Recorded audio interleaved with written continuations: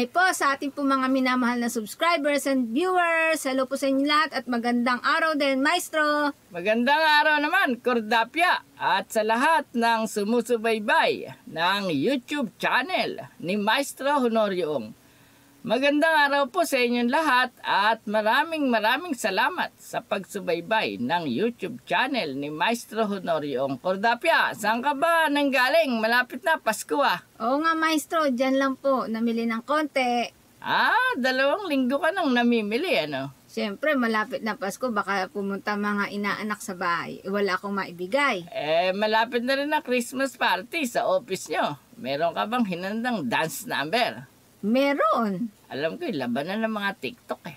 Hindi, sa amin naman, K-pop naman sa amin. K-pop, parang Oo, yung nakaraan, ano ba tawag sa mga retro. Oo, mga ganon. Ngayon bibigyan muna natin sila bago magpasko, no? Yes. Ng libreng weekly horoscope. At syempre, bago natin basahin ang kanilang magiging kapalaran sa huling linggong ito ng Nobyembre, ay kasabay dito, papasok na rin ang mga unang araw ng December. Ay, basahin mo muna ang mga nagpapa-shoutout. Yes po, Maestro. Hello po at shoutout po kay Miss Clara Roller from Germany. Virginia Cubero Escartin from Sarawak, Malaysia. Hello din po kay Miss Carmen Martes from Lebanon.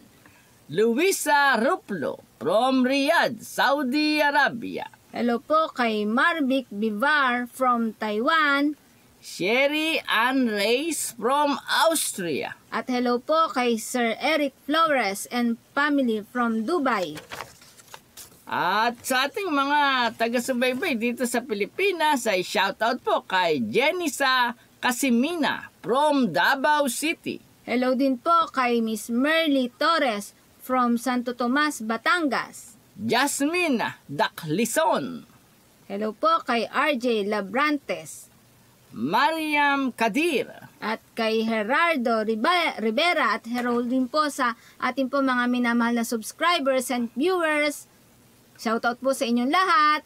At ngayon, Cordapia, tulad ng nasabi na natin ay huling linggo na ng buwan ng Nobyembre.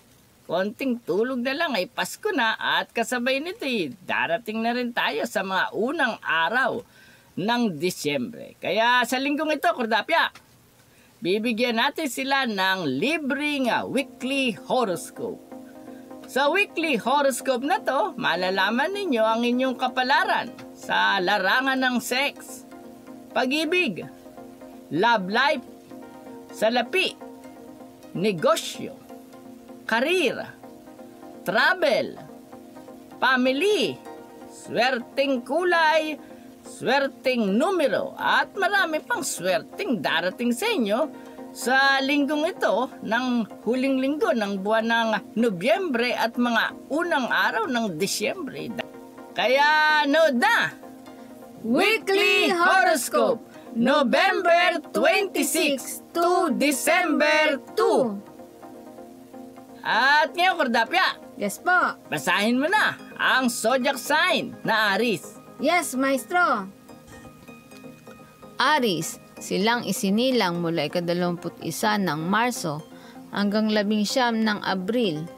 Sa linggong ito, paulit-ulit na darating sa iyo ang oportunidad na pwede kang yumaman. Kahit palagpasin mo man ang iba, ibabalik at ibabalik sa iyo ang mga ito hanggang sa magpasya kang tuluyang tanggapin ang nasabing mga pagkakataon upang ikaw ay yumaman ng lubos. Mapalad na kulay ang pink. Maswerteng numero 8, 14, 20, 32, 38 at 41. Taurus, silang isinilang mula 20 ng Abril hanggang 20 ng Mayo. Sa linggong ito, hindi pa tapos ang pagdating ng swerte sa buhay mo. Ang mga nagdaang magagandang kapalaran ay pasimula pa lamang ng mas marami pa. Ang kailangan mo lang gawin ay magpatuloy at lalo mo pang pagbutihin ang iyong ginagawa. Tuloy-tuloy kang kakasyahan ng langit. Kaya ang lahat ng iyong ikikilos ay magbubunga ng buenas at ng magagandang kapalaran. Mapalad na kulay ang lavender. Maswerteng numero. 1, 18, 31, 35, 40, at 43. Gemini, silang isinilang mula ika-21 ng Mayo hanggang 21 ng Hunyo. Hindi nahihirapan ang tubig sa batis dahil sumasakay lang siya sa agos at sa alon hanggang sa mapunta sa ilog. Sa linggong ito, sakyan mo lang ang agos ng mga pangyayari at ang alon ng buhay. Hindi ka dapat sumalungat. Kapag sakay ka lang ng sakay sa pangyayari, dadalhin ka ng iyong tadhana sa isang malaking swerte at magagandang kapalaran. Mapalad na kulay ang gray. Maswerteng numero 4, 19, 25, 37, 41, at 42. Cancer, silang isinilang mula ika-22 ng Hunyo hanggang ika-22 ng Hulyo. Sa linggong ito, ngayon pa lang, lubusang nagsisimula ang taglamig. Kasabay nitong magsisimula ang pagdating ng iyong swerte at magagandang kapalaran, lalo na sa aspetong pangdamdamin at material na bagay. May isang kondisyon lang upang ang swerteng ito ay tuloy-tuloy na pumasok sa iyong pagkatao. Huwag kang magdadalawang isip at huwag kang mag-aalinlangan sa iyong kakayahan. Mapalad na kulay ang emerald green. Maswerteng numero 1, 15, 21, 23, 34, at 39. Leo, silang isinilang mula ika-23 ng Hulyo hanggang 22 ng Agosto. Mabilis na umiihip ang hangin at biglang nawawala. Pero ang sayo ay kakaiba. Sa linggong ito, mabilis na dadapo sa iyo ang swerte. Pero ito ay hindi na mawawala kailanman. Mananatili sa iyo ang swerte ng panghabang panahon. Lalo na kung ito ay ipamamahagi mo sa iba. Lalo na sa mga kapuspala at sa mga kapamilya mo na sa ngayon ay patuloy na naghihirap. Mapalad na kulay ang yellow. Maswerteng numero 2, 11, 26, 35, 43, at 45. Virgo, silang isinilang mula ika-23 ng Agosto hanggang ika-22 ng Setyembre. Sa linggong ito, sobrang makapangyarihan ang salita mo. Kaya naman, anuman ang iyong sabihin ay magkakatotoo. Subukan mong magsabi ng magagandang mga bagay. Pihadong ito ay matutupad. Kaya ingatan mo rin magsalita ng masama sa iyong kapwa dahil yun ang saktong mangyayari at magaganap. Mapalad na kulay ang blue. Maswerteng numero 7, 19, 22, 27, 31, at 41. Libra, silang isinilang mula ika-23 ng Setyembre hanggang 23 ng Oktubre.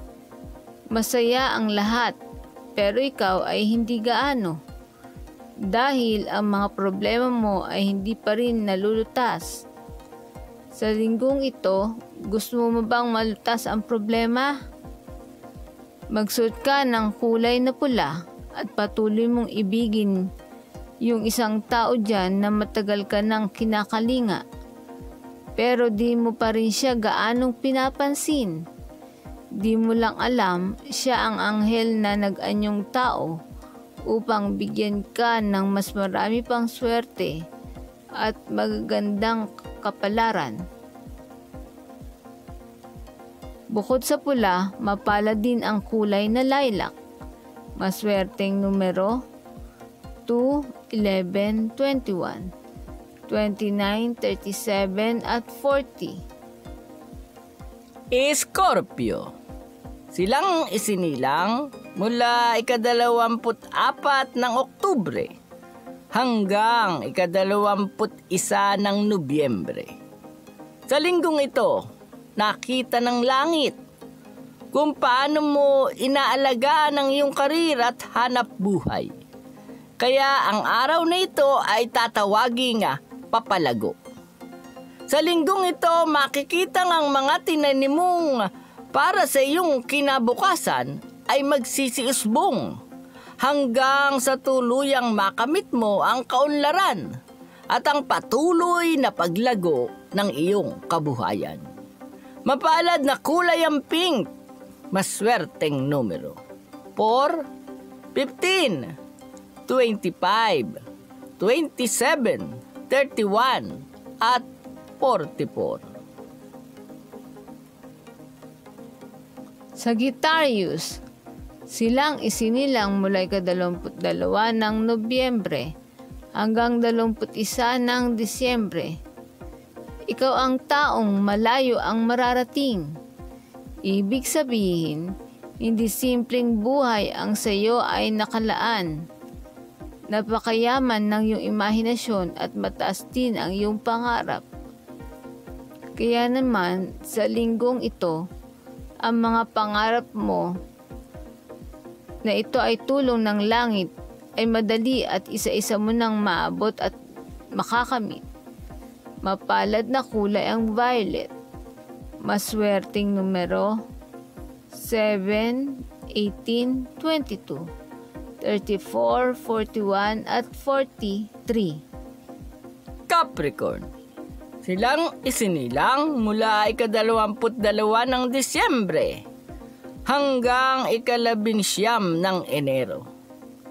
Kung ang iba ay umiiwas na tumulong dahil nadidistorbo ang pribado nilang buhay, ikaw ay inuutusan ng nasa itaas na sa linggong ito, ipagpatuloy mo ang pagtulong sa mga tao. Wala kang magagawa. Ito ang inata sa iyo ng kapalaran, ang tumulong. Ngunit sa pagtulong na ito, matutuwa sa iyo ang langit.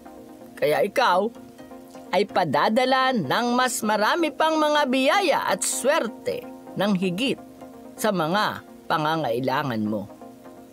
Mapalad na kulay ang maroon, maswerteng numero 4, 17, 26, 32, 42 at 44. Aquarius, silang isinilang mula ika-20 ng Enero hanggang 18 ng Pebrero. Kapag madilim ang langit, nagbababala ng malungkot at pangit na panahon.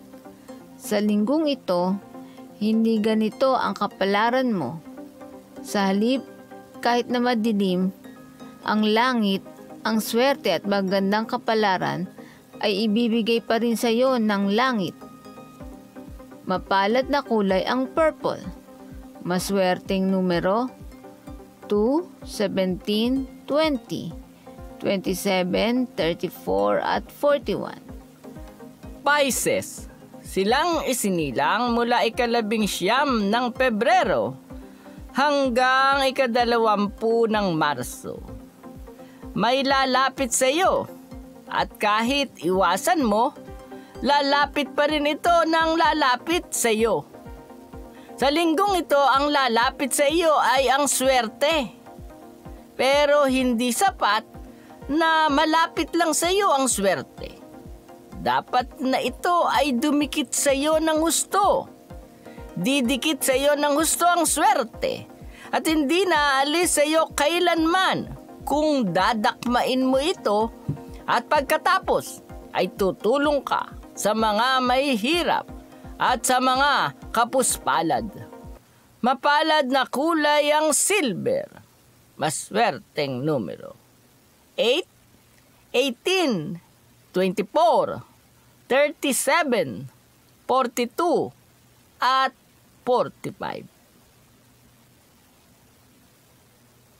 Maraming salamat po sa nanood ng Weekly Horoscope at sa mga nanonood ng YouTube channel ni Maestro Honorio. Huwag niyo pong kakalimutang mag-subscribe at pindutin ang notification button o notification bell upang lagi kayong update sa mga YouTube video na i-upload ni Maestro Honorio. At pag wala kayong magawa, pasyalan nyo ang ating mga playlist para mas lalo kayong matuto ng pag-aanalisa ng kapalaran. Nasa playlist natin, Kordapya. Yes po. Punsoy Tips. Yes po. Para malaman mo ang mga swerte sa buhay mo. At pag-analisa rin po ng numero. Tama, numerology. O yung pag-aanalisa ng birth date at destiny number. Meron pa, Kordapya. Yes po. Palmistry. Oo nga, maestro. Pag-aanalisa ng guhit ng palad. Nasa playlist din natin yan. At syempre, pag nananaginip, may swerting panaginip. At nasa playlist din natin, Kordapya. Yung lahat ng horoscope mula Aries hanggang Pisces ay inalalisa natin ang magiging kapalaran. At may bago tayo, Kordapya. Ano yun, maestro? Prediction 2024. Side by side, dalawahan. Pag-aanalisa ng kapalaran ng 12 animal signs sa Chinese astrology at yung kabila naman ay pag-aanalisa ng 12 zodiac sign sa Western astrology. Kaya pasyalan niyo po ang napakarami at hitik na mga kaalaman sa pag-alam ng kapalaran sa playlist ni Maestro Honorio dito sa kanyang YouTube channel.